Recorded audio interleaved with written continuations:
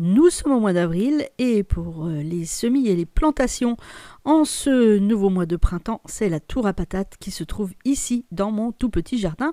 Là c'est le dessin et nous allons aller voir tout à l'heure à quoi il ressemble en ce début de printemps.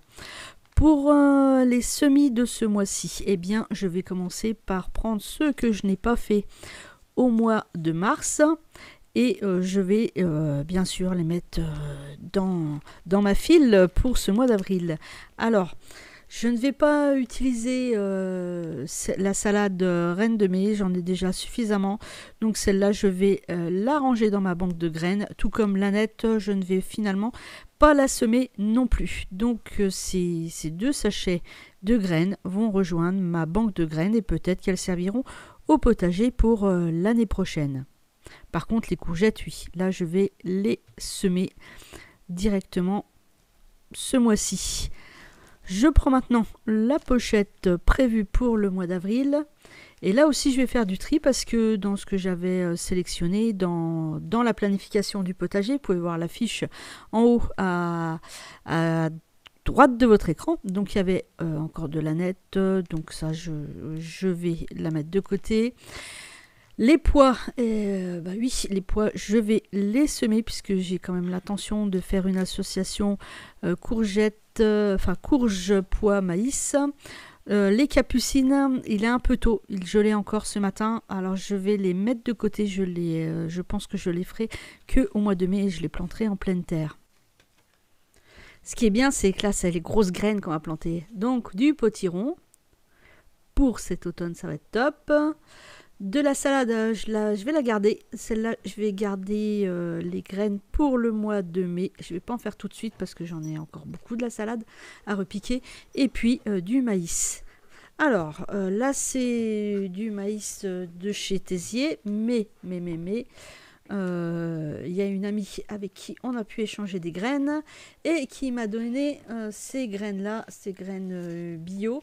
Donc, je vais tester ces 3 types de maïs en semis. Direction la serre où les pommes de terre nous attendent. Cette année, ça sera des bernadettes qui vont prendre place dans cette tour à patates fait dans un pneu. Je les ai semées et maintenant, il faut attendre que ça pousse. Allez, on commence par les semis de petits pois pour ceux qui n'auraient jamais vu des petits pois en graines. Voilà à quoi ça ressemble. Je vais en mettre 3 par godet. Voilà, j'ai bien tassé la terre. Alors, le terreau, c'est du terreau à semis. Et je n'oublie pas de noter sur une étiquette ce que je sème parce que j'ai un petit peu tendance à oublier ce que j'ai mis dans mes pots et dans mes barquettes. Voilà, donc ça peut être bien, si vous êtes comme moi tête en l'air, si vous n'avez pas de mémoire, de bien noter. Je vous ai déjà montré que je faisais de la récup pour faire mes étiquettes pour mes plantes. J'aime bien que mon plan de travail soit quand même propre. Donc entre chaque godet, chaque semis, chaque variété, je passe un petit coup de balai sur mon plan de travail qui est quand même bien agréable. J'ai tout à portée de main dans mon plan de travail, donc là, vous voyez, les godets sont juste en dessous pour rempoter tous mes petits bacs. Maintenant, on va faire les semis de courgettes. Alors, j'ai rempli de terre, de terreau. Maintenant, j'arrose. Une fois que c'est arrosé, je vais pouvoir mettre là aussi les graines de courgettes. Pareil pour ceux qui n'auraient jamais vu de graines de courgettes. Voilà à quoi ça ressemble. Et j'en ai mis aussi 3 par godet. Je rajoute toujours un petit peu de terre aussi par-dessus, forcément. Et je tasse à nouveau. Voyons un petit peu tout ce que j'ai fait dimanche dernier. Eh bien, les semis de courgettes.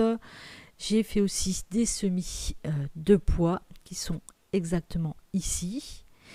J'ai fait des semis de maïs. 3 variétés de maïs différentes. Et puis, j'ai fait aussi des potirons qui sont juste en dessous. Voilà, les potirons qui ont aussi été semés. Et puis j'ai aussi planté parce qu'il faisait très très beau dimanche. Alors j'ai replanté dans dans mes bacs surélevés. Et là, c'est très bien pour jardiner parce que j'ai des problèmes de dos. J'ai replanté des œillets que j'ai trouvés en grande surface. 1 € la barquette de 8. Je les ai donc plantés avec aussi de la salade et mes autres petits œillets qui pour l'instant n'ont pas beaucoup monté. Vous voyez, j'ai utilisé mon Kiana pour jardiner et quand on voit le Kiana comme ça, bah, c'est souvent hein, que j'oublie de le reprendre après et qu'il reste dehors, mon couteau. J'ai paillé avec un petit peu de foin et pour faire l'expérience, eh bien, j'ai fait un bac avec paillage et un bac sans paillage. Mais je vous emmène avant de conclure cette vidéo pour faire un petit tour du jardin dans ce qui pousse déjà. Alors là, il y a déjà un petit peu de persil de l'année dernière qui est en train de reprendre dans mes fraisiers.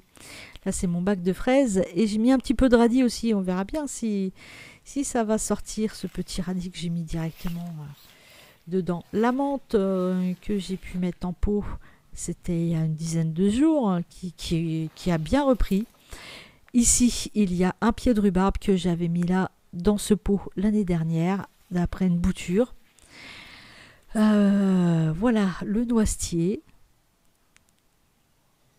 Au pied du noisetier, je n'ai pas fait de cut hein, pour que vous voyez tout bien. Eh bien, il y a les fraisiers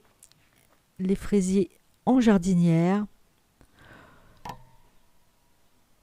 Tout là-bas, contre le grillage, c'est de la mélisse qui repousse chaque année. Il y a aussi de la verveine dans ce coin-là. Il y a de la menthe entre les orties qui est en train de reprendre. Donc la semaine prochaine, je vais aussi nettoyer les orties pour permettre à la menthe de prendre son essor. La menthe qui est contre le poulailler, c'est le grillage des poules. Ici, c'est de la ciboulette que j'ai depuis au moins 3 ans dans ce terrain, que j'avais aussi acheté en grande surface. Et puis, un pied de consoude que j'avais été chercher dans le sous-bois à côté de chez moi.